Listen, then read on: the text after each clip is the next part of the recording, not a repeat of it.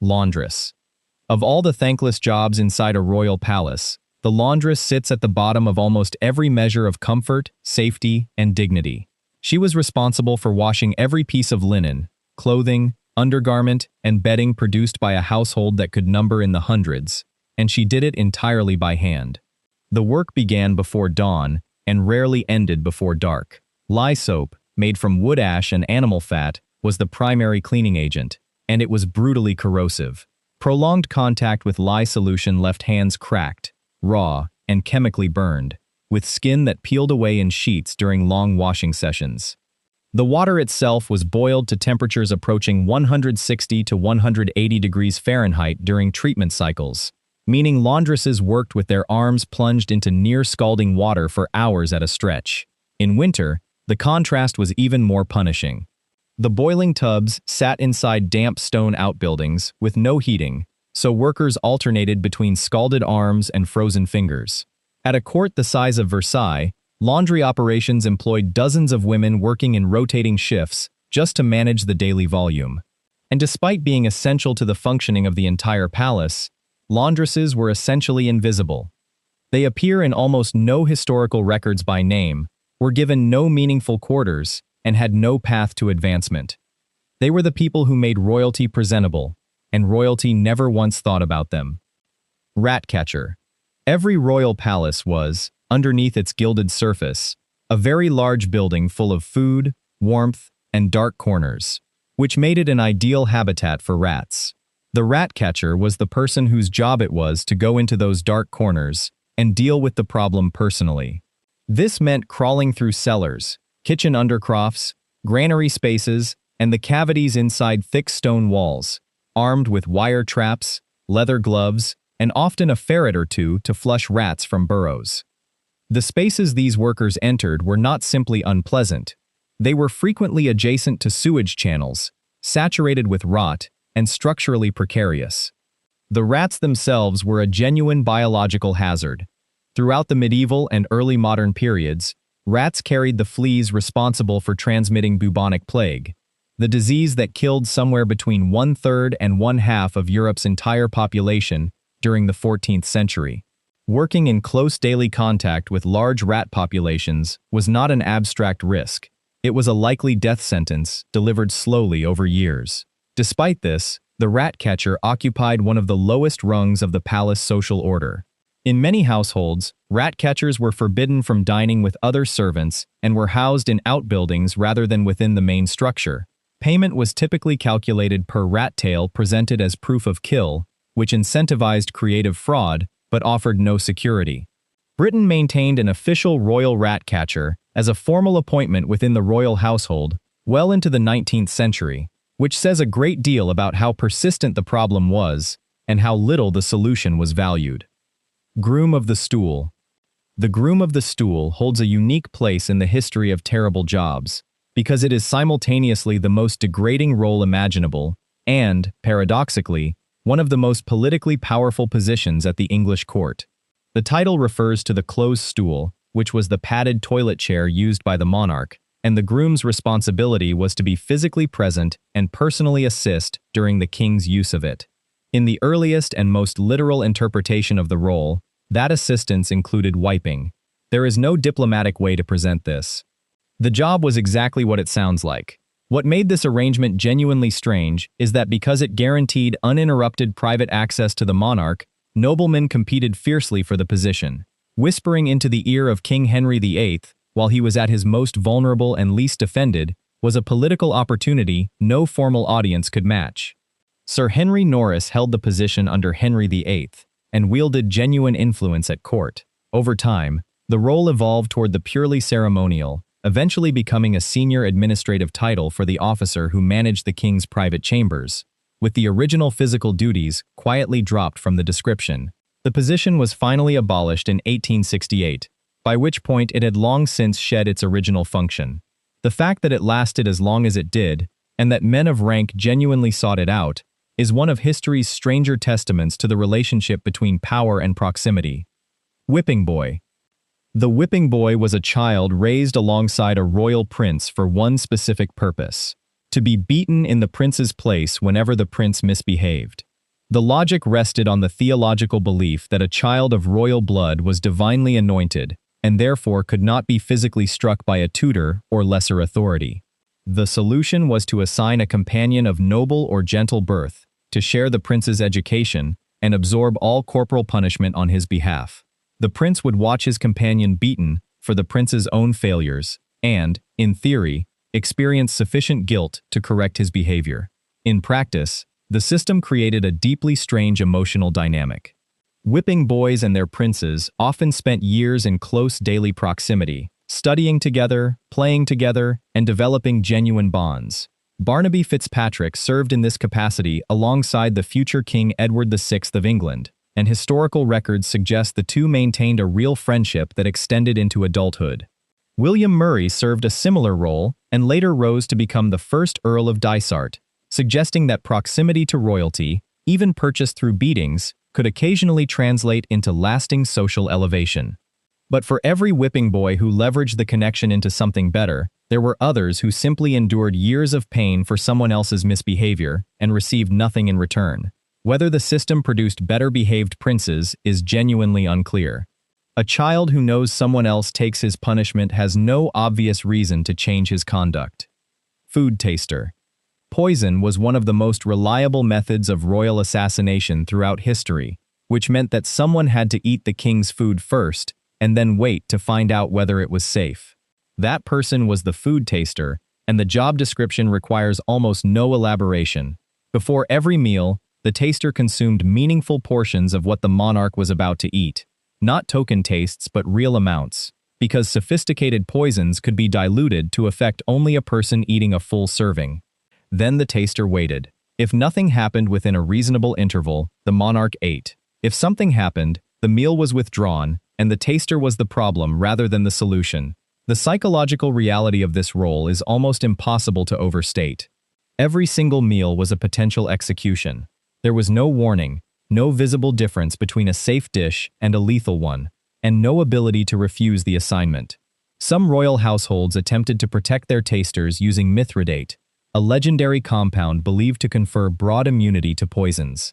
The practice was named after Mithridates VI of Pontus, a ruler of the 1st century BCE who reportedly ingested sublethal doses of various toxins daily in an attempt to build personal resistance.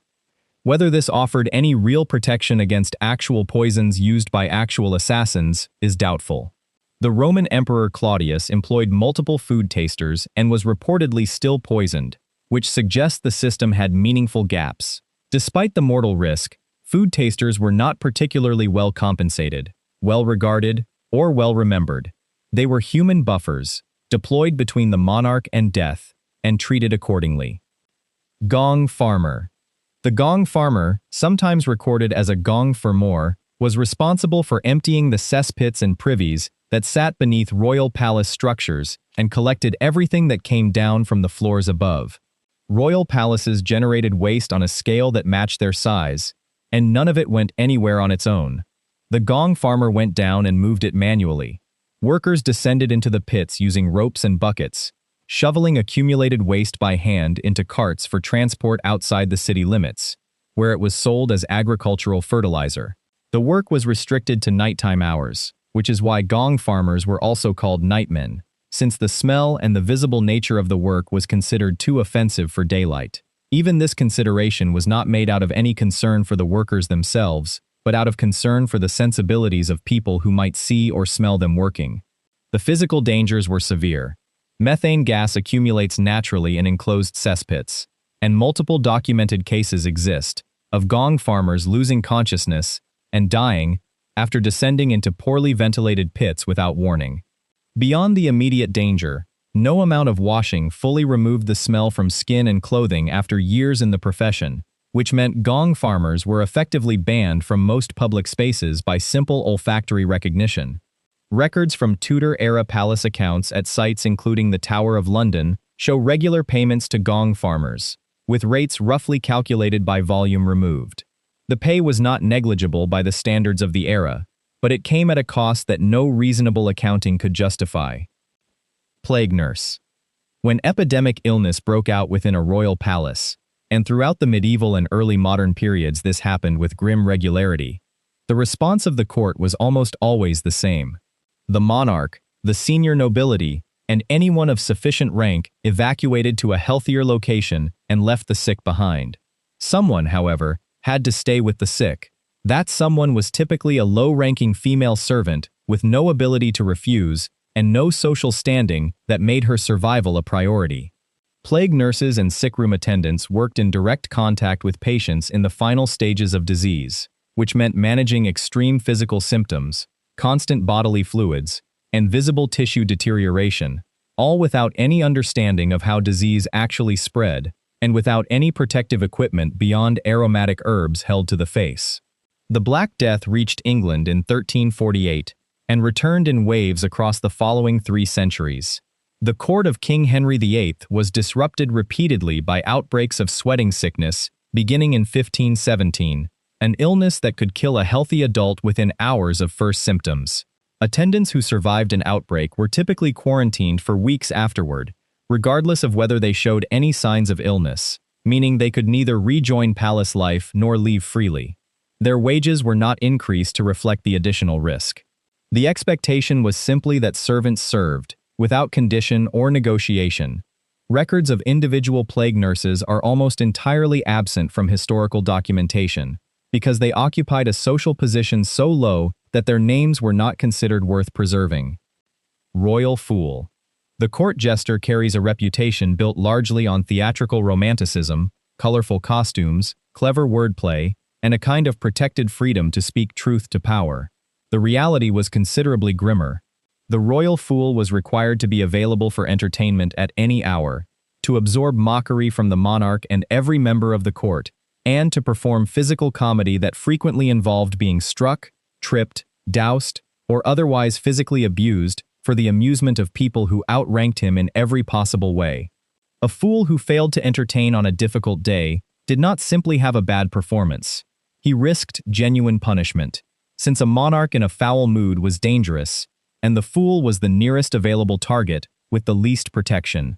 Will Sommers, who served as fool to King Henry VIII, is one of the most thoroughly documented jesters in English history, and even his relatively privileged position within a powerful court did not insulate him from the fundamental vulnerability of the role.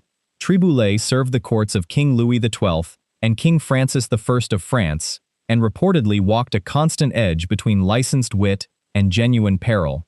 The so-called natural fools, individuals kept at court because of cognitive or physical differences rather than trained performance, occupied an even more troubling position, in simultaneously granted a kind of informal license to speak freely, and treated as objects of spectacle rather than as human beings. When a fool aged out of usefulness, lost the monarch's favor, or simply became too unwell to perform, there was no pension, no formal retirement, and no institution prepared to support him. The costume came off, and the protection disappeared with it. Keeper of the Royal Wardrobe. Early period. Long before the office of the wardrobe became a prestigious administrative department managing royal finances, it was something far more intimate and considerably less dignified. In its original medieval form, the keeper of the wardrobe was responsible for the physical management of the monarch's clothing and the monarch's body within it. This meant arriving before the monarch woke, laying out garments, physically assisting with dressing, managing undergarments including soiled ones, and remaining available through the day for any adjustment or change the monarch required. The garments themselves were extraordinarily valuable, embroidered with gold thread, set with jewels, and constructed from imported fabrics that cost more than a skilled craftsman earned in a year. Any damage, stain, or loss that occurred while in the keeper's custody fell directly on the keeper, who could face serious punishment for carelessness with items of that value. The emotional and temporal demands were equally punishing. The keeper was expected to be present at the beginning and end of every day, which in a court environment meant personal time was essentially non-existent. Monarchs with unpredictable temperaments, which describes a notable proportion of them across European history, made the morning dressing ritual a genuinely tense exercise in managed risk. The role evolved significantly between the 12th and 14th centuries in England, gradually shifting from this intimate domestic function toward the administrative and financial responsibilities it later became known for. eventually housing departments that had nothing to do with actual clothing. But in its early form, it was simply someone holding the king's shirt and hoping not to drop it. Royal Executioner.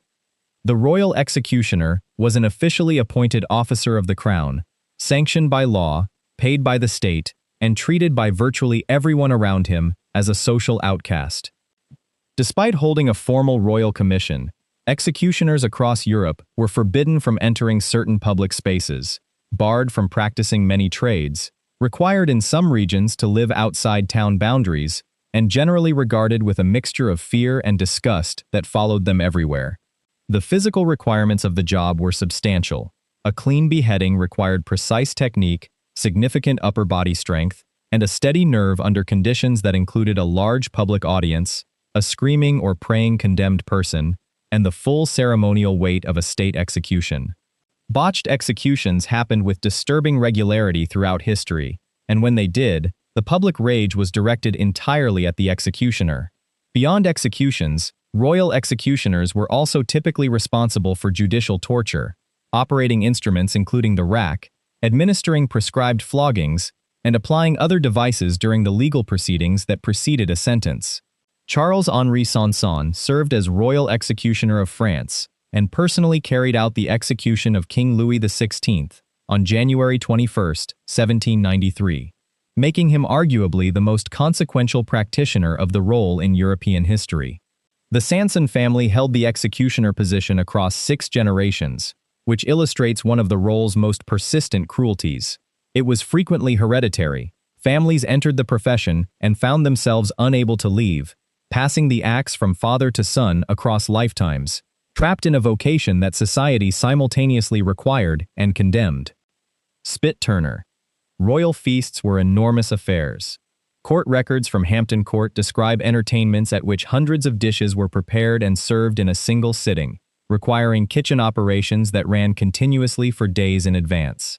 At the center of that production, directly in front of roaring open fires, stood the spit turner, often a boy as young as 7 or 8 years old, rotating heavy iron spits, loaded with entire animals over flames that generated temperatures no modern workplace safety standard would permit anyone near.